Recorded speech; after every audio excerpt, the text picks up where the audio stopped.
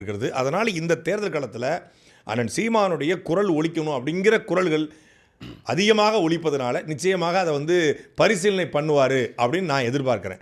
ஏன்னா என்னை பொறுத்தவரை தனிப்பட்ட முறையில் நான் சொல்லணும் அப்படின்னா, ஒரு 5 வருடம் காத்திருந்து 2031 மீண்டும் போட்டியிட்டு அந்த தேர்தலில் நம்ம அண்ணன் சீமான் அவர்கள் குரல் ஒலிக்கணும் சட்டசபையில் நம்ம நினைக்கிறோம். அதெல்லாம் தாண்டி இப்போது கண்ணுக்கு முன்னாடி வாய்ப்பு இருக்குது. இந்த வாய்ப்பை சரியாக பயன்படுத்தி இந்த 45 நாட்களில் இந்த ஆட்சி எதை நோக்கி போக போகுது அப்படின்னு நமக்கு கண்ணுக்கு முன்னாடி தெரியுது.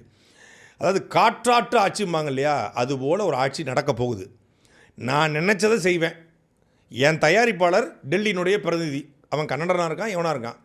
என்னுடைய அரசியல் ஆலோசகராக ஜான் ஆரோக்கியசாமி, என்னுடைய அரசியல் ஆலோசகர் விஷ்ணு ரெட்டி, என்னுடைய டிரைவருக்கு என்னுடைய கேம்ப் ஆஃபீஸ் பிஏ, டிரைவர் மகனுக்கு சட்டமன்ற கொறடா, எனக்கு படம் பார்த்து பிளாக் டிக்கெட் விற்றவன் போகிறோம் ரசிகர் மன்றம், எனக்கு படம் பார்த்து பிளாக் டிக்கெட் விற்றவன் போகிறோம் என்னுடைய அமைச்சர்கள் அப்படின்னு ஆகக்கூடிய இந்த காற்றாட்டு தரத்தை முறியடிக்க வேண்டிய தேவை இருக்குது. மக்கள் தெரிஞ்சோ தெரியாமலோ ஓட்ட போட்டான், அவனுக்கு எதுவும் தெரியல. ஆனால் இப்போ சொன்னதை எதுவும் நிறைவேற்ற முடியல, நிறைவேற்றிருக்க மாட்டல. இப்போ தங்கமோதரம் திட்டம் கூட ஏற்கனவே முத்துலட்சுமி ரெட்டி திருமண திட்டம்னு ஒன்று இருக்குது, ஒரு திருமண திட்டம்னு ஒன்று இருக்குது.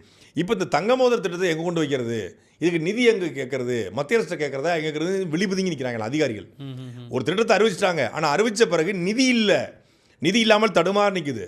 அப்போ சொன்னது 2500 இல்லை அன்னபூர்ணி சூப்பர் 6 இல்லை தமிழ்நாடு முழுக்க இலவச பேருந்து மகளிருக்கோ இல்லை இடைநிற்றலுக்கு 15,000 இந்த இளைஞர்களுக்கு மாதம் 4,500 கொடுப்பதற்கு பணம் இல்லை. ஆட்சிக்கு 2வது மாதம் முடிஞ்சு 3ஆம் மாதம் பிறக்க போகுது. இன்னொரு 3 மாதம் தானே, 6 மாதம் டைம் கட்டிங்க, 3ஆம் மாதம் பிறக்க போகுது. இன்னொரு 3 மாதம் தான் சரசரன்னு ஓடி போயிடும். அப்போ இந்த 3 மாதத்தில் வரக்கூடிய 3 மாதத்தில் என்னென்ன பண்ண போகிறீங்க, என்னென்ன திட்டத்தை அறிவிக்க போகிறீங்க, இந்த 6 மாதத்துக்குள்ளே எல்லாத்தையும் நீங்கள் சரி பண்ணணும். இப்போ லைட்டாக தான் அடிச்சுக்கிட்டு இருக்காங்க, 6 மாதத்துக்கு அப்புறம் ருத்ர தாண்டவமாக இருக்கும். அப்போ அந்த 6 மாதத்துக்குள்ளே சீமான் போன்றவர்கள் சட்டசபைக்கு போவதற்கான வேலையை செய்யணும் அப்படின்னு சொல்லி பொதுவான மக்களுடைய கருத்தாக இருக்குது. அதுதான் ஊடகங்களில் செய்தியாக